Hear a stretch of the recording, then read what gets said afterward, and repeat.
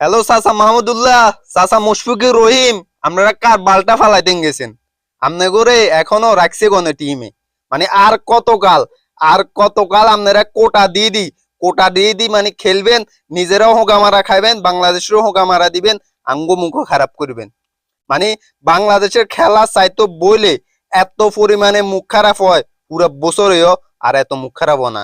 আপনারা যাবেন পিকনিক করবেন লাই, আর আমরা আপনাকে সামনে আপনাকে লাই বলি টিভির সামনে মোবাইলের সামনে বসে খেলা চামু, আর নিজের আমল নামারে খালি মানে বাড়ি করমু, আপনাকে গালি দিমু, বাড়ি করমু। আর আপনারা হারা জীবন খালি ওই পঞ্চবান্ধব কোন সময় কার বাল ফালাইছেন ওই বালগুলো আজও ফালাইবেন।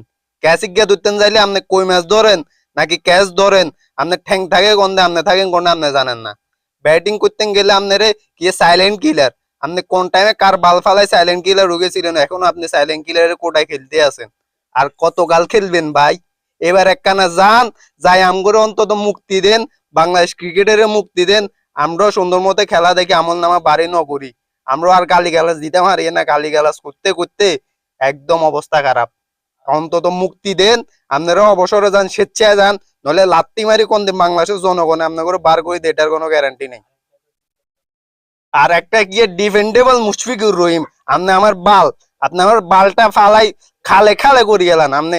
ভাই যান, মুখ টুক খারাপ হয়েছে খুব, মানে মুখ খারাপ হইতে হইতে এটাকে বড় যেটা আছে এটা হইতে আছে।